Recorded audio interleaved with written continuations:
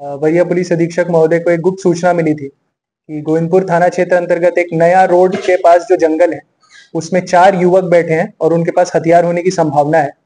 इसका त्वरित संज्ञान लेते हुए डीएसपी सिटी सुनील चौधरी के अंडर एक टीम बनाई गई, जिसमें एक महत्वपूर्ण भूमिका गोविंदपुर थाना प्रभारी पवन कुमार की थी। इसमें हमने उनको चारों तरफ से घेरा और फिर जब रेड किया तो उन्होंने भागने का प्रयास किया, बट पुलिस टीम के द्वारा उनको पकड़ लिया गया।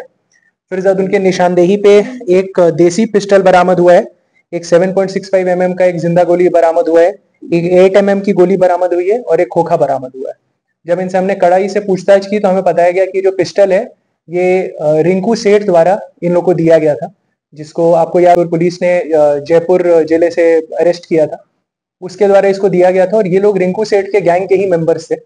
वो उस टाइम जंगल में बैठ के ये बात कर रहे थे कि ये जो हथियार इनके पास है, और क्योंकि अब रिंकू सेठ जेल चला गया तो उस गैंग को आगे कैसे बढ़ाना है, किससे रंगदारी मांगनी है और कहाँ पे दहशत फैलाना है और कैसे अपना और इन लोग को एरिया ऑफ इन्फ्लुएंस को बढ़ाना है। तो उसके पहले ही हमने इनको अरेस्ट कर लिया है। 4 लोग हैं जिनके नाम इस प्रकार है।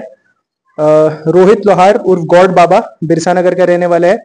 गौरव गोस्वामी गोविंदपुर का रहने वाला है। सनी सिंह उर्फ श्रेष्ठ सिंह ये परसूडी का रहने वाला है। और हिमांशु कुमार जो कि गोविंदपुर का रहने वाला है। आपको बता दें कि ये 4 में से 3 के ऊपर क्रिमिनल हिस्ट्री है।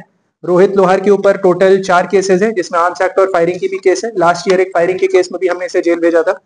गौरव गोस्वामी के खिलाफ 5 केस हैं, इसमें भी मारपीट, अटेम्प्ट टू मर्डर और फायरिंग की केस है। लास्ट ईयर भी इसको फायरिंग के केस में हमने जेल भेजा था। सनी सिंह उर्फ श्रेष्ठ सिंह इसके खिलाफ 2 केस है, अटेम्प्ट टू मर्डर और मारपीट के।